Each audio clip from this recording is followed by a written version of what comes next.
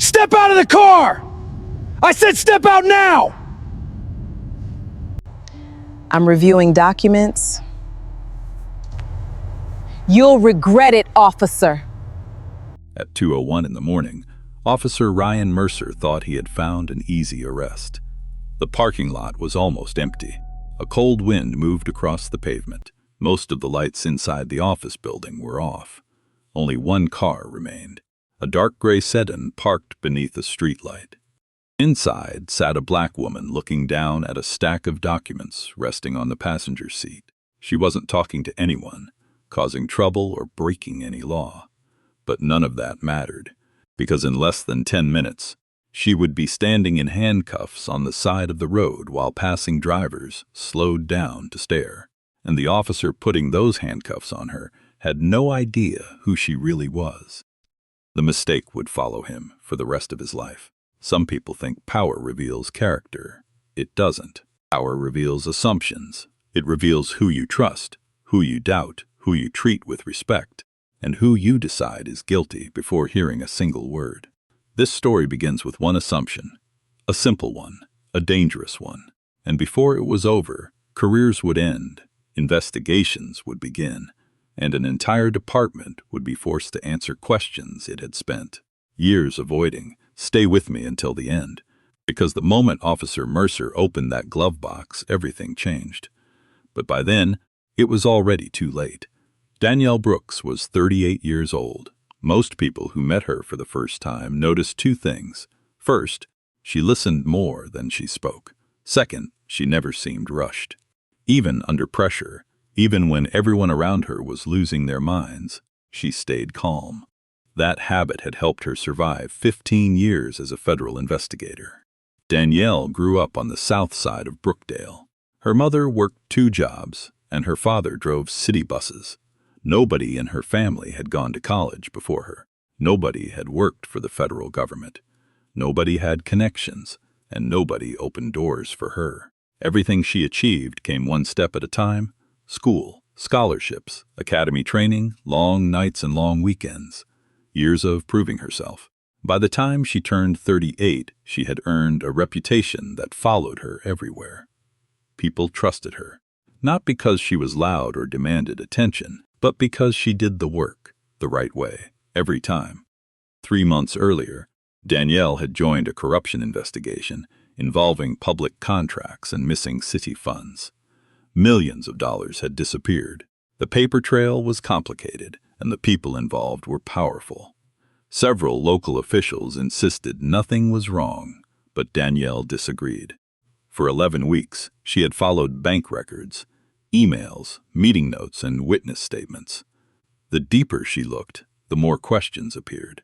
That Tuesday had been one of the longest days of the entire investigation. She left the federal office just after midnight. Most people would have gone home. Danielle didn't. There was one detail bothering her, one detail she couldn't stop thinking about. So she drove to a quiet office complex where a witness had previously worked. She parked, opened her files, and started reviewing notes.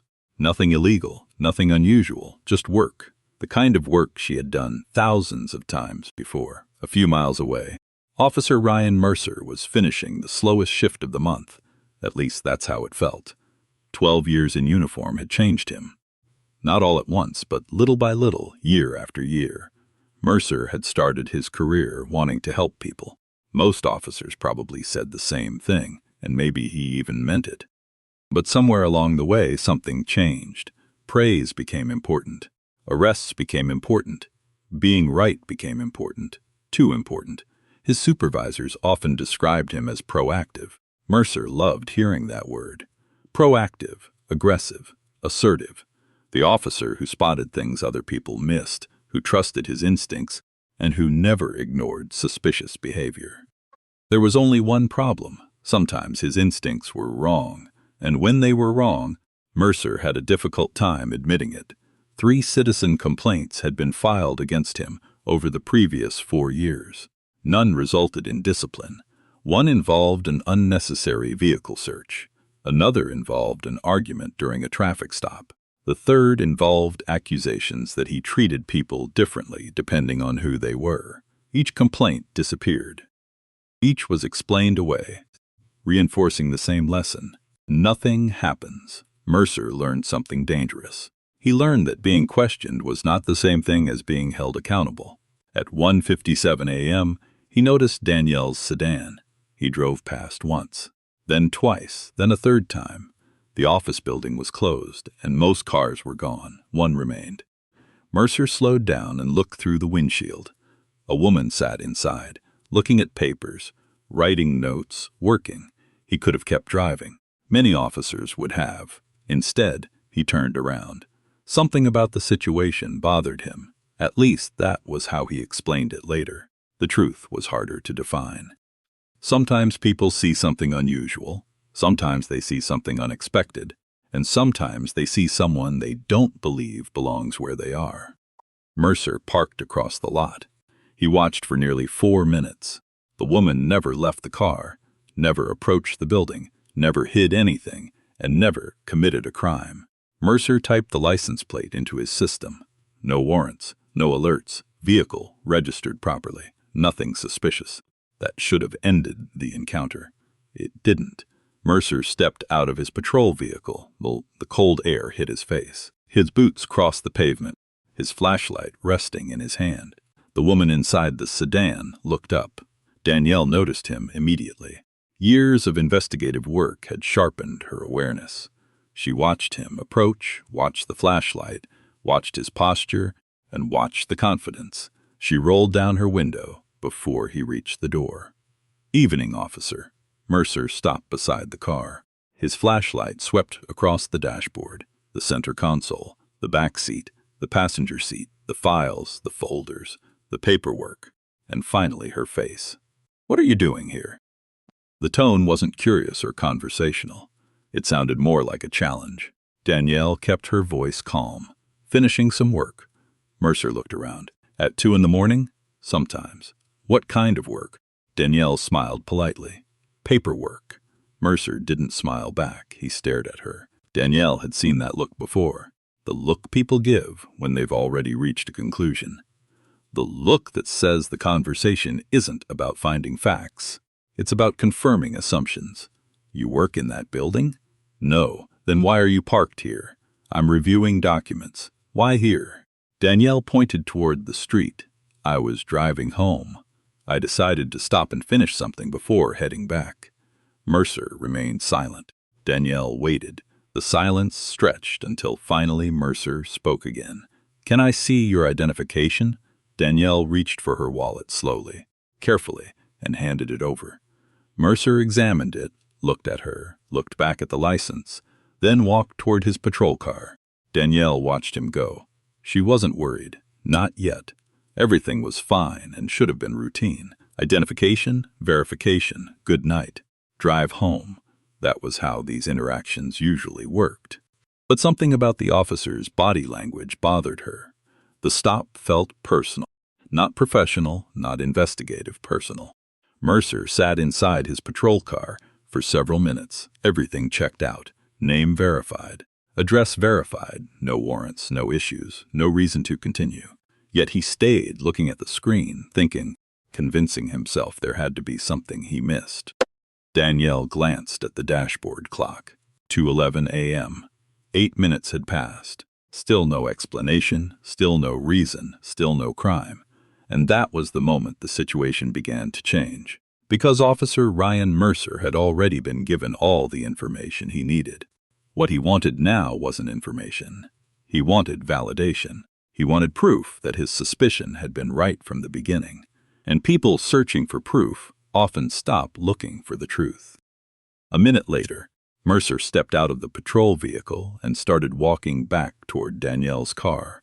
This time, his expression looked different. Harder, more determined, as if he had made a decision that would set everything else into motion. Danielle watched him approach. The parking lot remained silent, the street remained empty, and neither one of them knew that, before sunrise, the encounter would become the biggest mistake of Officer Ryan Mercer's career.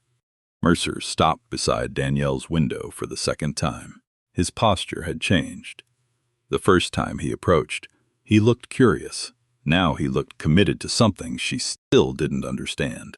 He held her driver's license in one hand, his flashlight in the other. "You said you're doing paperwork." "That's right." "What kind of paperwork?" Danielle remained calm. "Work-related paperwork." Mercer stared at her. "What kind of work?" Danielle paused for a moment, not because she was hiding anything, but because she knew where this conversation was going. After 15 years of interviewing and questioning people, she had learned early on that some questions are asked to gather information, while others are asked because the person already believes they know the answer. This felt like the second kind. "I work for the federal government." The words hung in the air. Mercer blinked once, then laughed, not loudly or dramatically, just enough to make it clear he didn't believe her. "Federal government, yes. What agency?" Danielle looked at him. For a brief second, she considered showing her credentials, then decided against it. Not because she couldn't, but because she shouldn't have to. There was no investigation, no crime, no reason. "I'd rather not discuss my work." Mercer's smile disappeared. "Why not?" "Because it isn't relevant to why I'm sitting in my car." The answer was calm, respectful, and professional. But Mercer didn't hear professionalism. He heard resistance. And resistance irritated him. "You understand I'm trying to figure out why you're here." Danielle nodded, and "I've answered that." Mercer crossed his arms. "No, you've given me pieces." Danielle remained silent. For several seconds, neither spoke. Then Mercer leaned slightly closer. "You know what this looks like, right?" Danielle looked around the empty parking lot. No. A closed office building. A parked car. A person sitting alone in the middle of the night. Danielle nodded. "Yes." Mercer spread his hands. "You don't see how that's suspicious?" Danielle answered immediately. "No." The response caught him off guard. Most people would apologize, explain themselves again, or become nervous. Danielle did none of those things because she knew something Mercer apparently didn't. Suspicion is not evidence. Being somewhere unusual is not a crime. Working late is not illegal. Sitting in a parked car is not unlawful. Mercer studied her face. The more composed she remained, the more frustrated he seemed to become. "What if someone called about you?" Danielle tilted her head. "Did someone call about me?" Mercer didn't answer immediately. That told her everything. If someone had actually called, he would have said so instantly. Instead, he looked away, then back. "I'm asking hypothetically." Then hypothetically, I'd explain exactly what I've already explained. Another, longer silence hung between them. Mercer looked toward his patrol vehicle, back at Danielle, toward the building, and back again.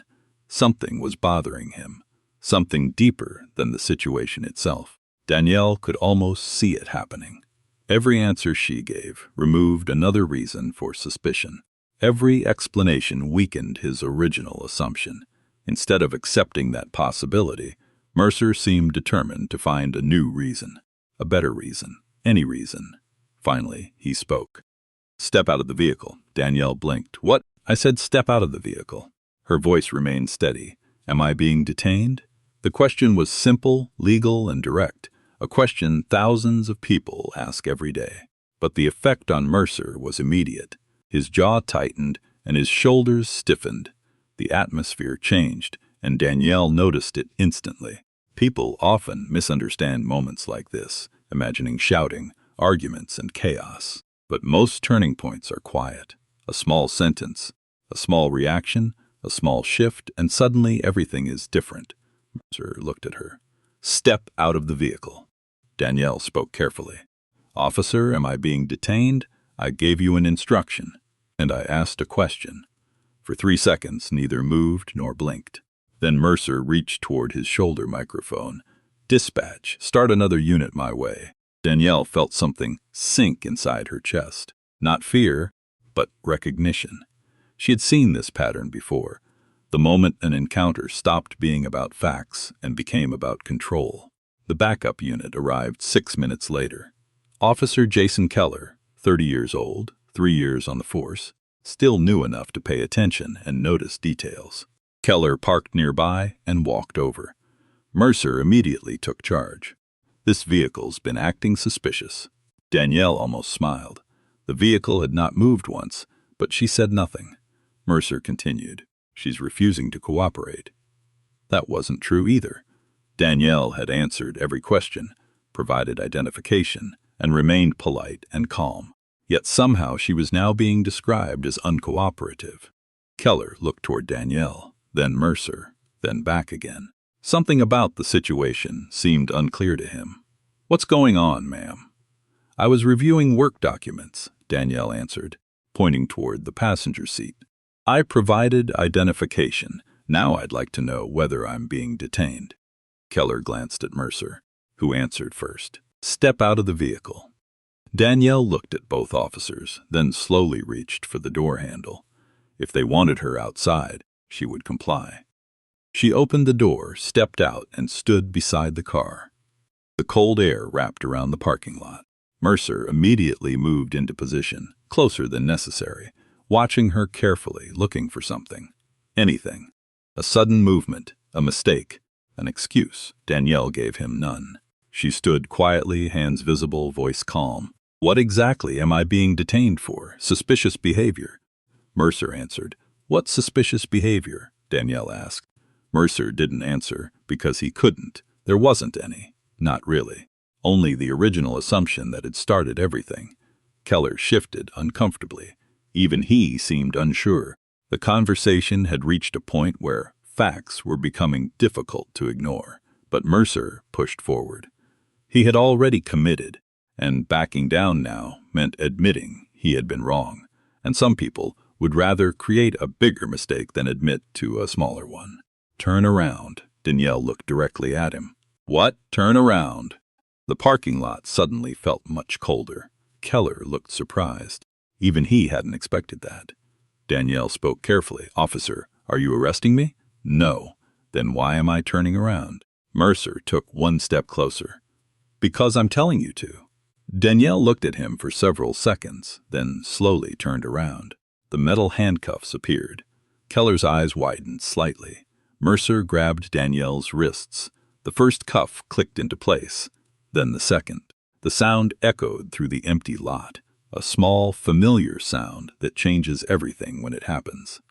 Danielle closed her eyes for a brief moment, then opened them again. Still calm, composed, and professional, yet now standing in handcuffs under a streetlight at 2 o'clock in the morning for absolutely no reason. A car passed on the nearby road. The driver slowed down, looked, then continued on. Mercer stepped back. "There." Danielle turned toward him. "Am I under arrest?" "No." "Then why am I handcuffed?" "Officer, safety." The answer arrived immediately, as if he had rehearsed it. Danielle nodded slowly. "Officer safety." A phrase she had heard countless times, sometimes legitimate, sometimes not. This time it sounded like justification, searching for a reason, not the other way around. Mercer pointed toward the vehicle. "I'm searching for a car." Danielle felt her heartbeat slow, not increase, because suddenly she understood exactly where this was heading, and she understood something else. The encounter was about to change. Not because Mercer would suddenly become reasonable, and not because anyone would admit a mistake. Because there was one thing inside that vehicle Mercer had not seen. One thing she had tried not to mention. One thing resting quietly inside the glove compartment. Her federal credentials. Mercer walked toward the sedan. Danielle spoke for the first time in nearly a minute. "Officer." Mercer didn't stop. "There are federal credentials in the glove box." Mercer kept walking, didn't respond, didn't acknowledge the statement, and didn't even look back. Danielle tried again.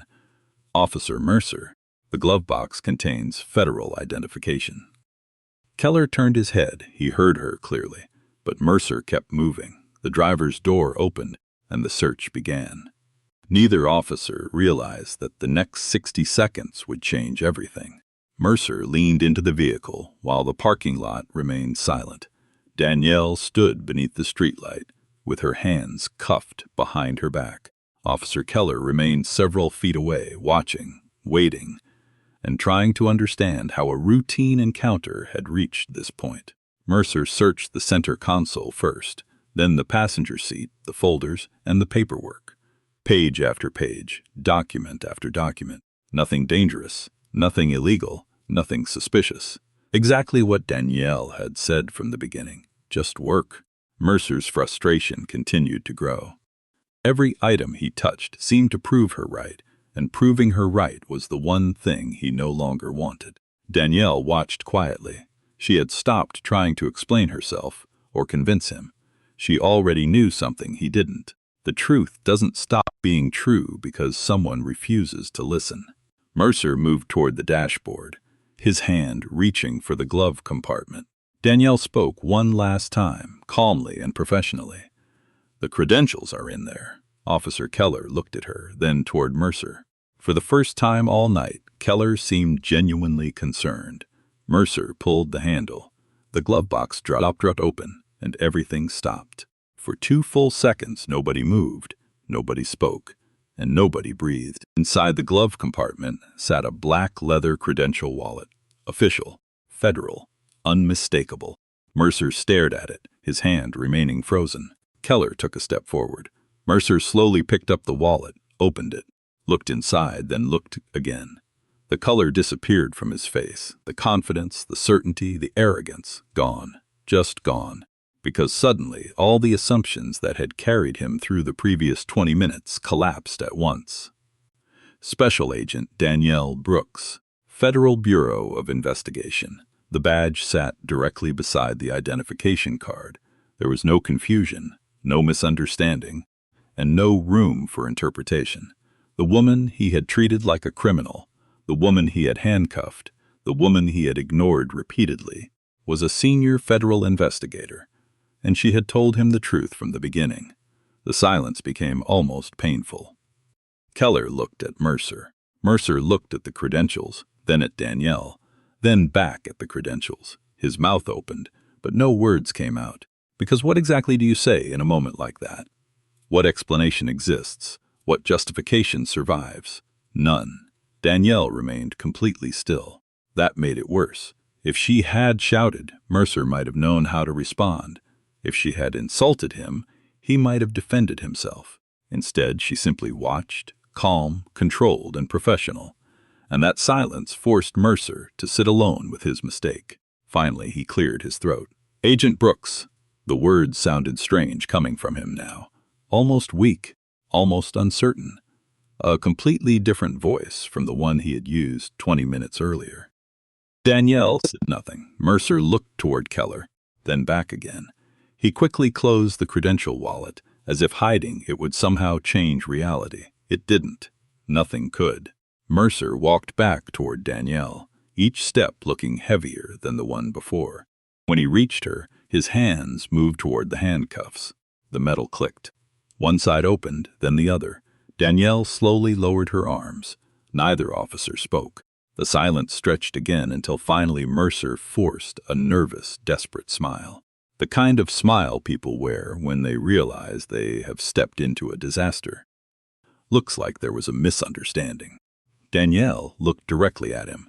For several seconds she didn't answer. Then she spoke. "A misunderstanding." Mercer's smile weakened. "That's right." Danielle nodded once, slowly, thoughtfully, almost as if she were studying the words. Then she asked a question. "What part was misunderstood? Was it when I identified myself?" Silence followed. "Was it when I answered every question?" More silence. "Was it when I told you there were federal credentials in the glove box?" Mercer shifted his weight. Keller stared at the pavement. Nobody wanted to be standing there anymore, but nobody could leave just yet, because the truth has arrived, and truth changes the rules. Mercer tried again. "I'm sorry if this caused inconvenience." Danielle almost laughed. Not because it was funny, but because it was unbelievable. Inconvenience. A delayed flight is an inconvenience. A flat tire is an inconvenience. Being handcuffed on the side of the road, without cause, was something else entirely. She took a slow breath and made a quiet decision that would eventually change everything. She stopped trying to educate him, stopped explaining, and stopped helping. Instead, she began collecting information the same way she had done her entire career. "What are your badge numbers?" Mercer's eyes narrowed slightly. "What? Your badge numbers?" Keller immediately provided his. Danielle memorized it, then looked at Mercer. A long pause followed before Mercer reluctantly answered. Danielle nodded. "What is the incident number?" Mercer hesitated again, then provided it. Danielle repeated it back, making sure she remembered. Every detail mattered now. Every minute, statement, and action. Because facts become very important once people start changing their stories. Mercer seemed to realize that. His nervousness became more obvious. "Agent Brooks, I don't think we need to make this bigger than it is." Danielle looked at him. Those words would stay with her for a long time, because people only say things like that when they already know how big the situation really is. She picked up her identification, took back her credentials, collected her paperwork, and looked directly at him. "I didn't make it big." The sentence landed like a hammer. Mercer had no response. Danielle entered her vehicle, closed the door, started the engine, and drove away. Neither officer moved or spoke. They simply watched the taillights disappear into the darkness. Then Mercer looked at Keller. "What are you thinking?" Keller answered honestly. "I think she's going to file a complaint." Mercer stared into the night. "No," his voice sounded uncertain. "She'll probably let it go." But deep down, he already knew better, because Danielle Brooks did not spend 15 years building investigations by ignoring evidence, and tonight she had become evidence. 40 minutes later, she arrived home. Most people would have gone straight to bed, but Danielle didn't. She sat at her kitchen table, opened a notebook, and started writing. Time of stop, location, officer names, badge numbers, statements, and actions. Everything line by line, minute by minute. No emotion, no exaggeration. Just facts, pure facts. The same way she documented every investigation, interview, and case. When she finished, 6 pages were covered with notes. Then she opened her laptop and wrote an official memorandum. At 4:37 a.m., she sent it to her immediate supervisor, Assistant Special Agent in charge Marcus Reynolds. Then she closed the laptop, made coffee, and waited. The phone rang at 6:12 a.m. Reynolds never called that early. Never. Danielle answered immediately. "Tell me this isn't accurate," was his first sentence. Danielle looked at the notes on her table. "It's accurate." A long exhale sounded over the line. "Please tell me there's body camera footage." "There should be." Reynolds said something Danielle would remember for years. Good. Not because what happened was good, but because evidence matters. And evidence doesn't care about anyone's opinion. If cameras recorded what happened, the facts would speak for themselves. Reynolds ended the call 15 minutes later. By 8:00 a.m., the situation had already moved beyond a routine complaint. Federal attorneys were informed, supervisors were notified, and documentation requests were prepared. Meanwhile, Officer Ryan Mercer sat inside the police station trying very hard to convince himself everything would be fine. He repeated the same story over and over. Routine encounter, officer safety, suspicious circumstances, nothing unusual, nothing improper. The more he repeated it, the less convincing it sounded, because there was one problem he couldn't escape: the body camera. Body cameras are dangerous things when people make bad decisions. They remember everything. Every word, pause, expression, ignored warning, and opportunity to stop. And by noon that day, Internal Affairs had already submitted a request for the footage. What Mercer didn't know was that investigators were about to watch something very different from the story he planned to tell. And once they did, they would begin asking a question that would eventually threaten his entire career. Not what happened that night, but how many times something similar had happened before. The first person to watch the body camera footage was an Internal Affairs investigator named Laura Bennett. She had worked police oversight cases for nearly 14 years, long enough to know when an officer made an honest mistake, when a report and a video told different stories, and that the most important moments were usually the small ones people thought nobody would notice. At 1:15 p.m., Bennett pressed play. The footage began with Officer Mercer driving through the parking lot. She watched carefully.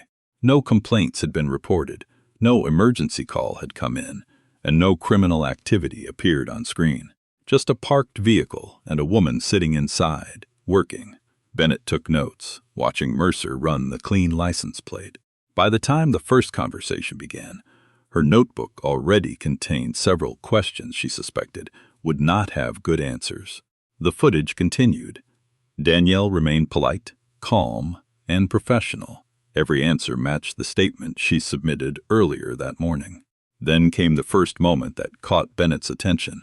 Mercer asking why Danielle was there, repeatedly asking the same question despite getting the same clear answer. Bennett paused the video, replayed the section, and noted the pattern. It wasn't information gathering, it was validation seeking. The atmosphere slowly changed. Mercer's tone became sharper while Danielle remained calm. When the backup officer arrived, Bennett sat forward.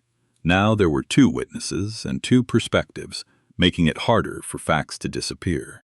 The next 20 minutes were worse than she expected. She watched Danielle ask a simple, direct legal question, whether she was being detained. Then she watched Mercer's immediate reaction. The encounter stopped looking like an investigation and started looking personal. Bennett took note after note until the handcuffs appeared. The justification given was officer safety. Yet Danielle never threatened anyone, raised her voice, or made sudden movements. The video showed that clearly, and videos don't care about explanations. Then came the glove compartment. The footage captured everything. Danielle's multiple warnings, the ignored warnings, the discovery, the silence afterward, and Mercer's sudden change in tone. Bennett stopped the video, leaned back in her chair, and stared at the ceiling for 30 seconds. She already knew this investigation was going somewhere unpleasant. At 4 p.m., she met with her supervisor. The meeting lasted 12 minutes. The supervisor watched only 3 clips: the handcuffs, the ignored warnings, and the glove compartment, then closed the laptop. "Get me his complaint history." The records arrived the following morning. At first glance, nothing seemed unusual. 3 complaints, all closed. No discipline. A clean record on paper. But experienced investigators know that records tell 2 stories: what happened and what was documented. Bennett opened the complaints, detailing prolonged stops, unnecessary vehicle searches, and accusations of biased treatment. She noticed the same phrases appearing over and over: escalated encounter, insistence despite evidence, aggressive suspicion, refusal to disengage. By itself, any complaint could mean nothing. Together, they looked like a pattern. 3 days later, a journalist named Ethan Cole received an anonymous message: "You should look into Officer Ryan Mercer." Cole made a few calls, learned that Internal Affairs had opened an unusual investigation, and his interest was fully awake. He began digging through public records, complaint histories, and community reports. 1 week after the stop, he learned about Danielle Brooks. The moment he discovered who she was, he understood the massive story developing. It wasn't just about handcuffs anymore. It was about decision-making, assumptions, and power. Cole spent 4 days building the article methodically, verifying every claim. On a Monday morning at exactly 8 a.m., the story went live. It spread faster than anyone expected. Within hours, radio stations, community groups, and television stations had picked it up. Once the public saw the body camera footage, the reaction changed completely because the footage removed debate. People watched Danielle answer questions calmly, watched the handcuffs, and then watched Mercer's entire attitude change in seconds. That moment became the clip everyone shared. The public recognized something profound. The respect appeared only after the badge appeared. Inside police headquarters, phones started ringing. City officials, council members, and community leaders demanded answers. Mercer was placed on administrative leave. Other citizens who had filed earlier complaints contacted Cole, describing the same feeling, that Mercer had decided outcomes before facts entered the conversation. The investigation expanded into an audit of previous complaints and policies. Meanwhile, Danielle remained almost completely silent, declining interviews and television appearances. Instead, she kept working, understanding that public attention fades while evidence remains. One afternoon, Assistant Special Agent Reynolds asked her if she knew why people were paying attention to this. "No," Danielle answered honestly. Reynolds smiled slightly. "They're not paying attention because you're the FBI. They're paying attention because everyone knows someone who has been judged before being understood." He was right. That was the real story. Not the badge, the title, or the credentials, but what happened before any of those things appeared. 2 weeks after the stop, the department announced a formal disciplinary hearing, representing one final opportunity for Officer Ryan Mercer to explain decisions that were becoming harder to defend. But facts have accumulated, and facts are heavy. The moment you stop listening to facts, facts eventually stop listening to you. The hearing began at exactly 9 a.m. in a small room with investigators, city representatives, and Mercer in his dress uniform. The first video was played without interruption. When the footage reached the moment Mercer opened the credential wallet, an investigator paused the video. "Did you understand what it was?" the investigator asked. "Did you immediately recognize that Agent Brooks had been truthful from the beginning?" "Yes," Mercer shifted in his chair. "Why was she in handcuffs at that moment?" "Officer safety," Mercer replied, looking toward his attorney. The answer landed heavily because everyone knew it wasn't true. The investigator pressed forward. "What specific action created a safety concern? Did Agent Brooks threaten you, refuse instructions, make aggressive movements, attempt to flee?" "No," Mercer answered. "Then explain the handcuffs." Again the silence returned, the kind of silence that appears when facts leave no room to hide. The hearing continued for 3 hours, examining his complaint history and discussing department culture and oversight. After lunch, Danielle was invited to speak. When asked when she realized the situation was becoming serious, she answered, "When my answers stopped mattering. I became concerned when facts no longer changed the direction of the encounter." Before she left, an investigator asked what bothered her most about that night. "What bothered me most was how ordinary it seemed," Danielle replied, leaving the room silent. Nobody acted surprised. It felt like everyone involved believed this was a normal way to treat someone. 3 days later, the findings were completed. The 200-page report concluded that the detention and use of handcuffs lacked sufficient justification, and policy violations were sustained. Officer Ryan Mercer was terminated, and several supervisors faced investigation regarding complaint handling procedures. The incident led to independent reviews, updated training policies, and permanent reforms. Meanwhile, Danielle returned to work, and her corruption investigation led to multiple arrests and resignations in one of the most significant public corruption prosecutions in state history. The irony wasn't lost on anyone. The woman viewed as suspicious at 2 a.m. had spent months investigating people actually breaking the law. But the real story happened before the glove compartment opened. Respect should not depend on titles, credentials, or power. The test comes when you believe the person standing in front of you has none. Months after the hearing, Danielle was asked during a conference whether she had forgiven Officer Mercer. She smiled and gave a simple answer. "I don't spend much time thinking about him. I think about the decision to stop listening, the decision to ignore facts, the decision to assume instead of understand. And those decisions aren't limited to one officer." At 2:01 in the morning, Officer Ryan Mercer believed he had found a suspicious woman sitting alone in a parking lot. What he actually found was a mirror reflecting every assumption he brought into that encounter, every conclusion he reached too early, and every fact he ignored. The truth had been sitting in front of him the entire night, but he just wasn't looking for it. The most dangerous mistakes are rarely caused by what we don't know. They're caused by what we think we already know. The FBI credentials revealed who Danielle Brooks was. The investigation revealed who Ryan Mercer was, and those are not the same thing. Not even close.